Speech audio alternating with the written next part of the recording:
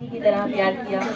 اور مجھے جب بھی اپنے ابو کی کمی کا احساس ہوا، چونکہ وہ دوسرے شہر میں رہتے ہیں، تو میں سحر صاحب کے پاس آ جایا کرتی تھی، اور سحر صاحب مجھے بالکل ویسی ہی شفقت مجھے ان کے پاس سے محسوس ہوتی تھی جیسی ابو کے پاس سے ہوتی تھی،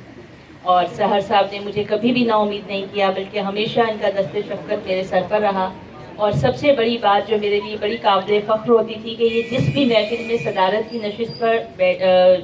صدارت کر رہے ہوتے تھے، تو ان کو جو پھول پیش کیے جاتے تھے وہ آخر میں بلا کر مجھے دے دیا کرتے تھے، اور مجھ سے اکثر لوگ پوچھتے تھے کہ آپ کے پاس یہ پھول کہاں سے آئے، تو میں سحر صاحب کا نام لے دیا کرتی تھی، اور پھر جب میں سحر صاحب کے پاس جاتی تھی تو وہ مجھے بہت پیار سے اپنے پاس بٹھاتے اور ایک بسکٹ اٹھا کے دیتے اور کہتے کہ لو یہ کھاؤ۔ تو میرے لیے یہ محبتیں اتنا بڑا قرض ہیں کہ میں کسی بھی جنم میں نہیں چکا سکتی۔ میں لکھتی ہوں اور میں سحر صاحب کو دکھاتی ہوں تو وہ کہتے ہیں میں اس پہ کچھ نہیں لکھوں گا کیونکہ میرا اور تمہارا باپ بیٹی کا رشتہ ہے، تو تم کسی اور سے لکھوا لو۔ لیکن یہ میری تنقید، میری کتابیں پڑھتے بھی ہیں اور مضامین بھی دیکھتے ہیں، میری اصلاح بھی کرتے ہیں، اور میں ہمیشہ سے ان کی مقروض رہوں۔ میری پوری محبتیں، پورا خلوص، پورا ادب سحر صاحب کے ساتھ ہے۔